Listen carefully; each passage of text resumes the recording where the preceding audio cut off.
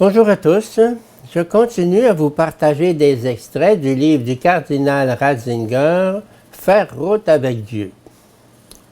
L'Église est une par le poisson mystérieux, le Seigneur ressuscité, qui est descendu dans les profondeurs de la mer dans la nuit de la mort, qui s'est laissé prendre par nous et pour nous, pour devenir pour nous nourriture de la vie éternelle.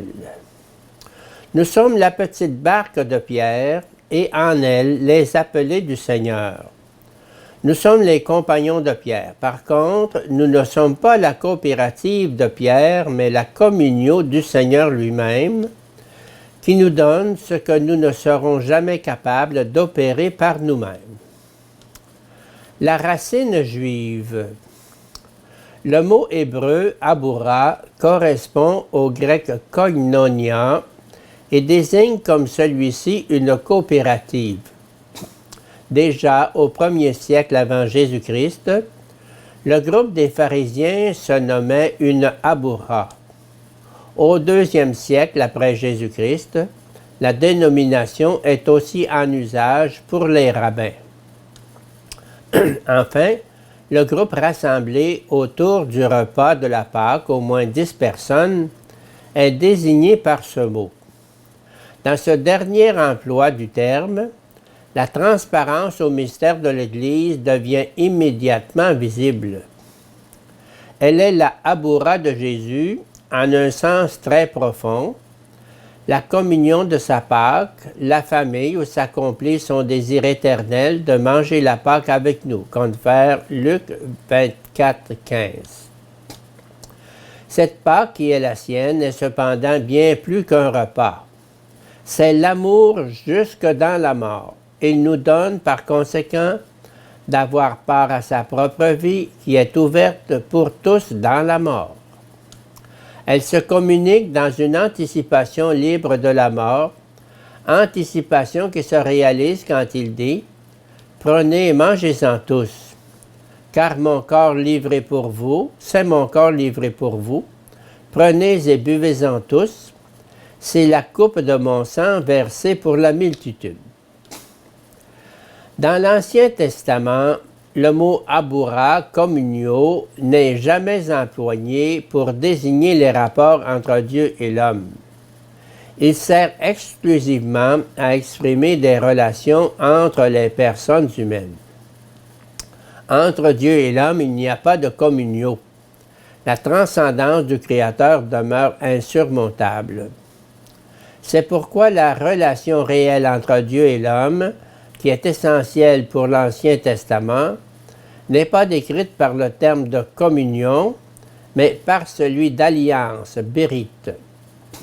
Cette terminologie assure la souveraineté de Dieu, qui seul peut instaurer la relation de la créature avec lui.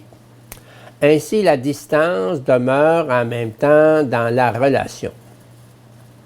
Ce qui importe, c'est la constatation que l'Ancien Testament ne connaît pas la communion, aboura, koinonia, entre Dieu et l'homme.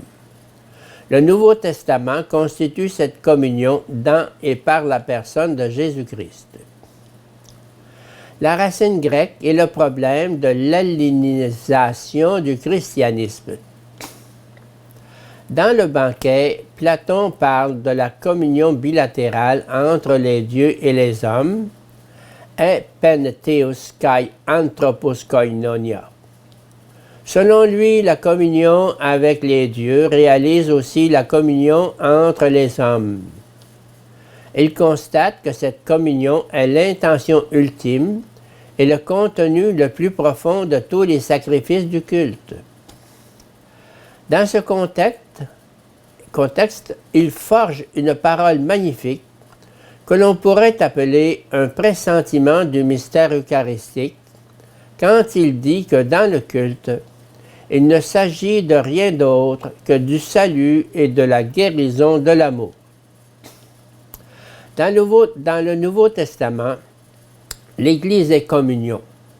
Communion non seulement des hommes entre eux, mais à travers la mort et la résurrection de Jésus, communion avec le Christ, le Fils incarné, et ainsi communion avec l'amour éternel trinitaire de Dieu.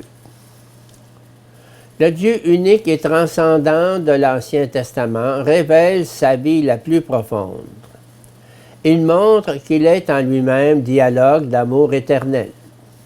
Puisqu'il est relation en lui-même, verbe et amour, il est capable de parler, de sentir, de répondre, d'aimer.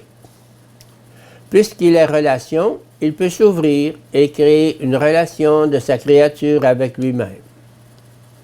Dans l'incarnation du Verbe éternel, se réalise cette communion entre Dieu et l'être humain, sa créature, communion qui auparavant semblait incompatible avec la transcendance du Dieu unique.